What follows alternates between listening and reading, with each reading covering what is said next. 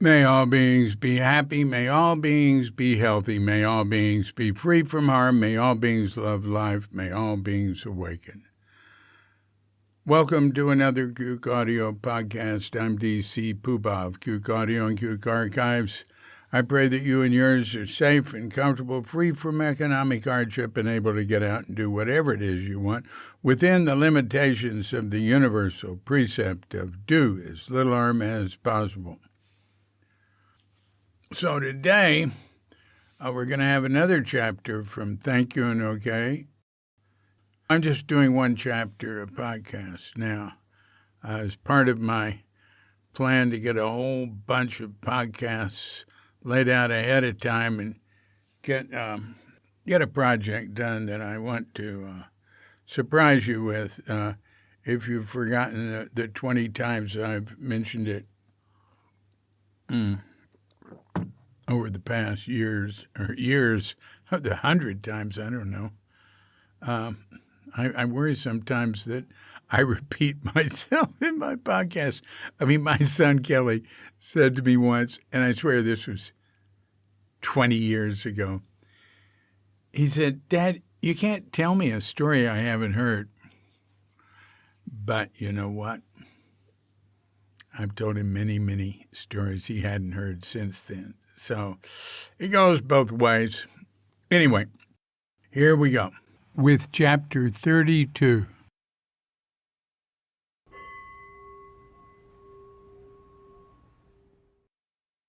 A Walk with Father Sam, Hogoji, May 7th, 1988. A Catholic priest walked into the courtyard during morning work. Shuko suggested we have the tea break early. While he prepared the tea and coffee tray, I hit the clackers, calling all monks to the Kuin steps. The priest's name was Father Sam. "Just call me Sam," he said. He was originally from New Jersey and had been with the Jesuit order in Tokyo for 22 years. He was of medium height with a neat gray beard and wore loose brown trousers and a soft brown shirt with clerical collar. Everyone was impressed with his Japanese and enjoyed talking with him during the tea break. He spoke briefly with each of the Japanese monks, asking where they were from and how long they had practiced. He was surprised to find out that only Koji was the son of a priest, and that Katagiri's family had been Jodo Shinshu, which he said was faith Buddhism, the closest to Catholicism of the Japanese Buddhist sects. Sam had a good way with the Japanese. He didn't assert himself too much, and he made each person feel special. He talked for a while with Katagiri in Japanese and English. After tea, Katagiri suggested that Norman and I show him around. The first thing he did in the Hato was offer incense and bow, obviously an ecumenicalist at heart. It turned out to be a tour for Norman and me, as he was well versed in iconography, Japanese and Buddhist history, and temple architecture. He especially appreciated the medicine Buddha and suggested that it was made in another part of Japan. The single item that interested him the most at Hogoji was a suzumebachi, sparrow bee nest, that was sitting under the walkway between the Hato and the Kuin. He'd never seen one before. It looked like a hornet's nest, except it was as big as a beach ball, over 2 feet in diameter. He touched it. "It's like heavy brown paper," he said, "and look at the design, the layers, like overlapping curtains with these circular dips, accented in darker brown. Masterful, fantastic." It was retrieved from the rafters of the Hato when the roof tile was replaced last year, Norman informed him. "And just how big are the suzumebachi here?" Sam asked, unconsciously fingering his crucifix. "Big enough to be called sparrow bees," replied Norman. It didn't take long to exhaust the possibilities in our small temple, so we went out for a walk. Norman and I took him up the narrow asphalt road. Sam only had a light shoulder bag with him, and he took it along. The three of us walked slowly and quietly, enjoying the mountain beauty. On the way up, we surveyed a gully of trash that the farmers had dumped in a ravine. There amidst the cedars and pines and the call of the nightingale were old bicycles and cans, futon, tires, toys, a refrigerator, and plastic containers. A tricycle had been thrown too far and was lodged in the crotch of an oak. "Ho-ho-ke-kyo, ho-ho-ke-kyo," sang the uguisu from a branch of a plum tree beyond the trash. At the road's end, we climbed down the bank and continued up the creek bed to where there were two short waterfalls. Sam said he didn't often get to a spot that remote, that he envied the Hogoji monks living in such a magnificent location. Norman said that Daigyo Zenji had known these mountains well, but that only Yoshiko knew them now. Probably none of the Japanese monks had ever seen those falls.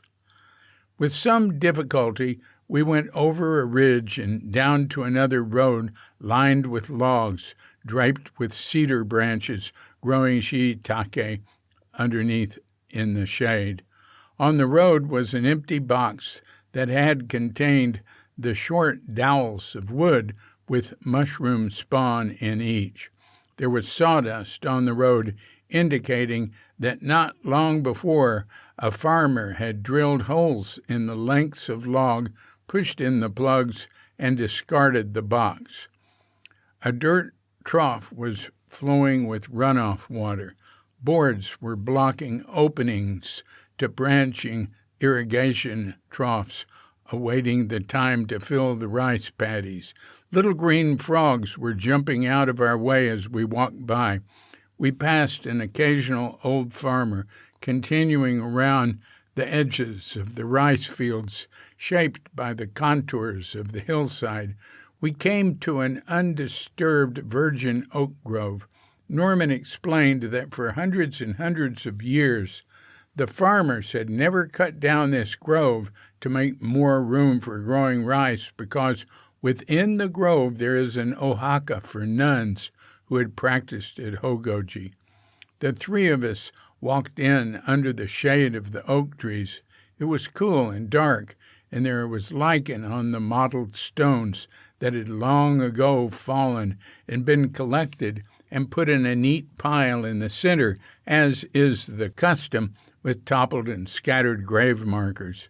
Norman said this ohaka was off by itself because the nuns' remains couldn't be with those of the monks. Sam nodded. "Can women come to practice at Hogoji now?" Norman squatted by the stones. "Hogoji will be undergoing a major transformation in the next few years. There will be full facilities for 15 monks. Nishiki says the groundwork is being laid for the formal admission of women as students in the near future.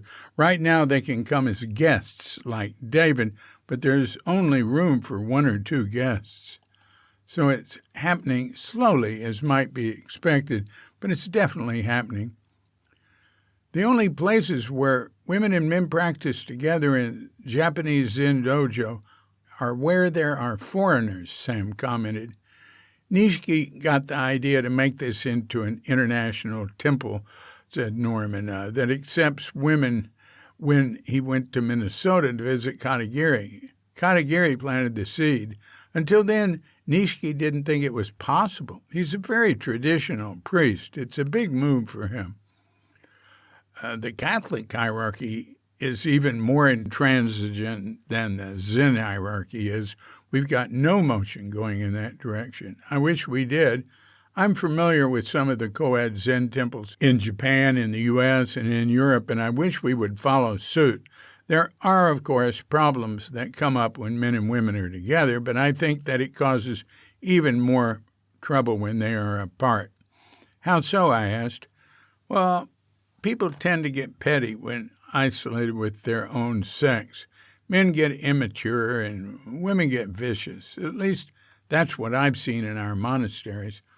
We left the nuns' Oaxaca, walked between rice paddies down to the road that led back up to Hogoji, and stopped to sit by a bamboo grove where we drank cold mountain water that was flowing down a rivulet. I was just here a couple of hours ago on my way up to the temple, said the priest, waving his hand before his face to chase off a fly. We've come full circle. I didn't know where I was. He peered into the shadowed recesses of the segmented forest. This is what a bamboo grove looks like when it's left alone. It always surprises me. In the tinted gardens, there are only vertical shafts, and the feeling is controlled. A wild grove has many fallen stalks and all sorts of angled lines breaking the up and down. Sam pointed into the chaotic thicket. It looks like a Kandinsky painting, Norman said, or a giant pickup sticks game, I added. Norman drank some more water and dried his hand on his gray samoe.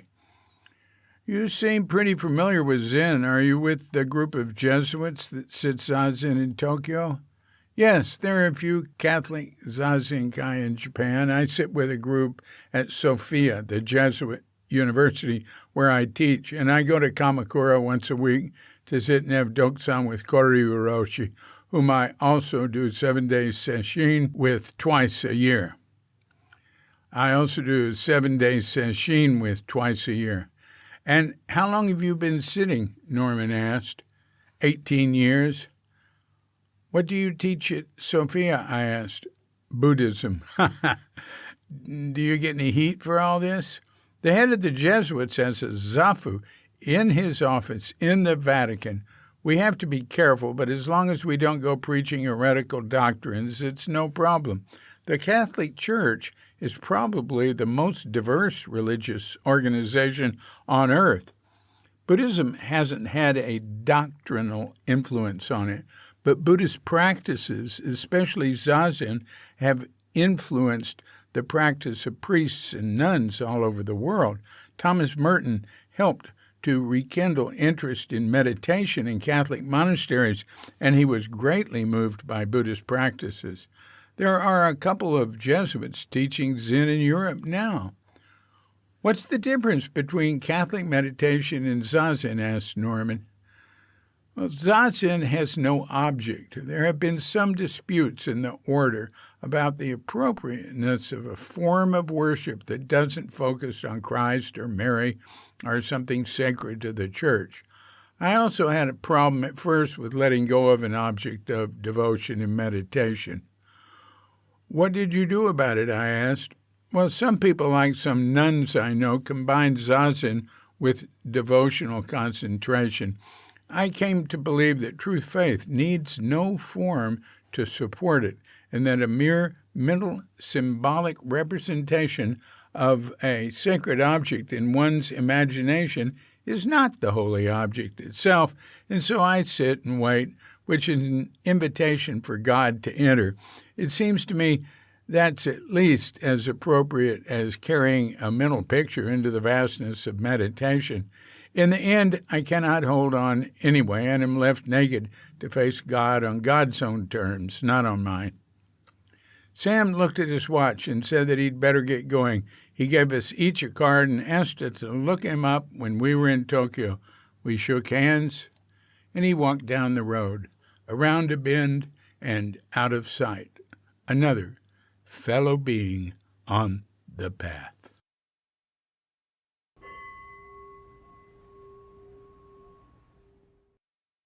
This has been another Cuke Audio podcast. I'm DC, Poobah of Cuke Audio and Cuke Archives, coming to you from sleepy Sonora with Doggett Bandita, Feline Cuchita, and dear lovely Katrinka. And we're wishing you and yours and all of us a grand awakening.